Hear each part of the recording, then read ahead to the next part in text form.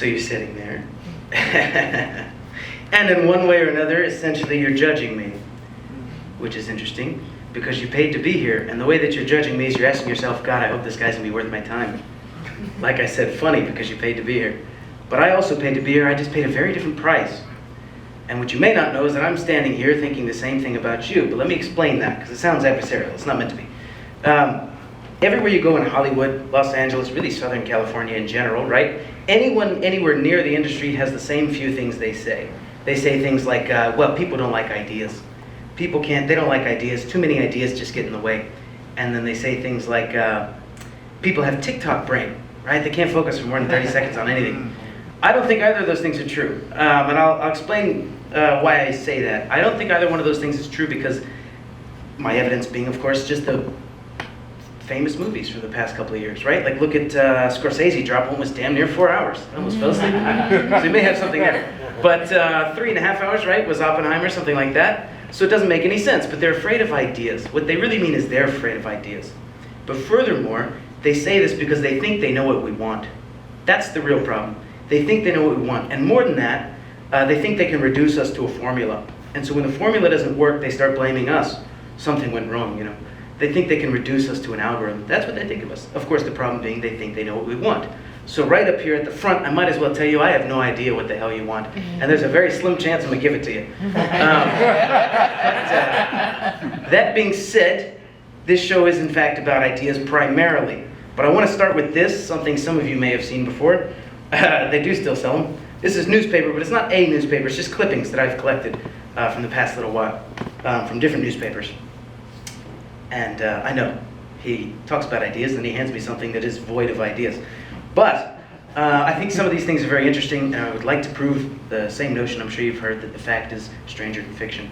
The first one I want to start with, I'm sure you've heard, was Amnesty wanted Putin on war crimes. I see some of you have been following the news. Yes, one of them on war crimes for the forcible transfer of children, and certain conservative groups have now been asking for Ron Jeremy for the same charge. That's a biological joke. Cornel West is running for president, and that's a joke because if you looked at his campaign, it's a light jog at best. This is interesting. There's a point in this somewhere. Florida bans Capricorn voters because when the moon is just right, they're not exactly the most, they're not very serious in their claim. They're not the most rational voters. They also started banning Gemini voters because in the right season that counts as 2 votes because they're Gemini. And I'm sure you heard they're also banning books, but that's not really news because none of us read anyways. Jo-Ann Fabrics. This again has a point. This is great. Jo-Ann Fabrics recently filed for bankruptcy, which is my favorite thing to happen in the news recently, because in the settlement for their filing for bankruptcy, they got $132 million. And for failing as a business, they got $132 million. This is important because it's a message of hope for us. We can survive Trump and then Biden as a country, because in this country it's still possible to fail upwards, which is what I was coming to.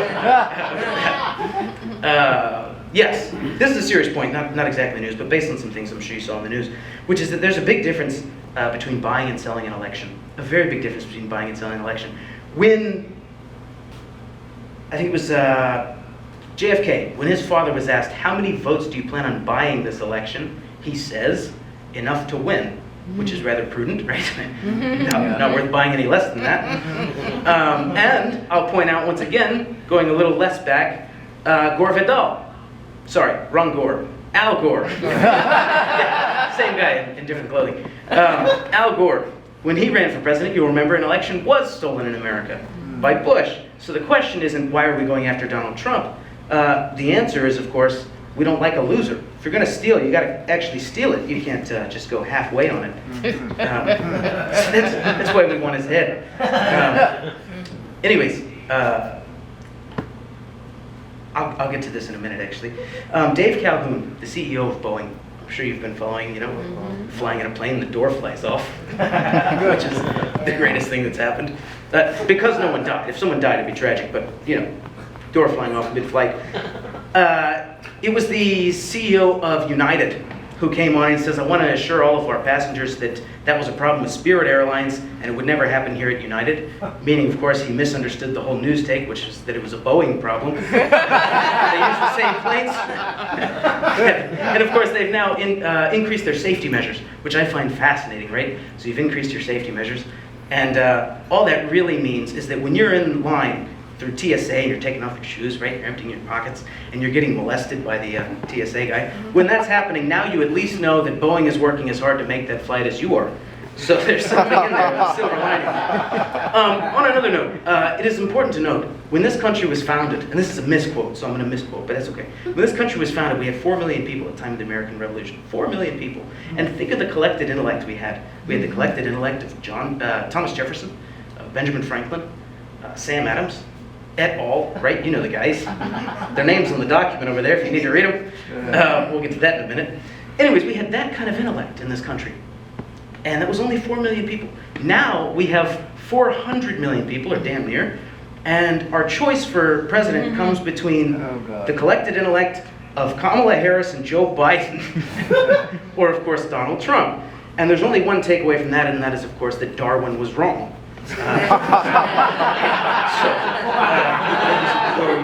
Yes, so that's the misquote for you.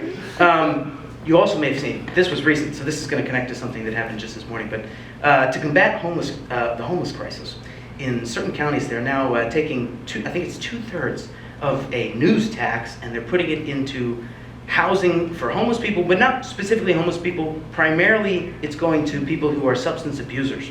Meaning, if we can only get ourselves to do heroin, we might be able to afford this country at some point. Rent is getting steep, I tell you. I know you know. Anyways, I hope you know. I'm not the only one.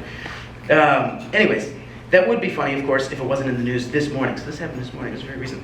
That one of the executives in charge of handling these funds, the homeless funds, was caught embezzling the homeless money to use it in a complete twist of irony for his own house and his life with his girlfriend, which was apparently extravagant and lavish, as they say. Once again, proving that LA is where your dreams come to die. Drugs aren't going to help us now, guys. Justice Clarence Thomas, and I know I'm rifling as fast as I can. Justice Clarence Thomas, if we're going to call it just at all, he is reported here to not only still be for sale, but apparently he is on sale. The punchline being that Clarence is on clearance. But we knew that, right? Like, we knew that they were all bought, right? I think we just didn't know how low the price tag was. I think that was just a couple trips on a yacht. I could have rented it for that if I knew I had gotten off scot-free. Former President Donald Trump, and I know you missed this, he's up for murder charges. Oh, see, I thought you might have missed that one. Yeah. Donald Trump is now up for murder charges. He apparently killed a guy named Satire. And, in his defense, he says Satire was already dead when he arrived on the scene. He just shot a dead body. And the fact that I don't get to do this more often, I think means he may have a claim there. But I mention these things for a couple of reasons. One, I want to tell you what the show is and what the show is about. It's not going to be particularly about the news or anything like that. I think when you see sociopolitical, that kind of drives you. It's going to be more about ideas, as I mentioned previously. There's a couple of tenets. I forgot a mic. There's a couple of tenets that are important. The first tenet is that I do believe that the fact is better found in fiction most of the time. The mantra for this show is that the truth is best found in a well-told lie. And of course, it's important to point out that my name is James Mako, and you've just witnessed your first lie.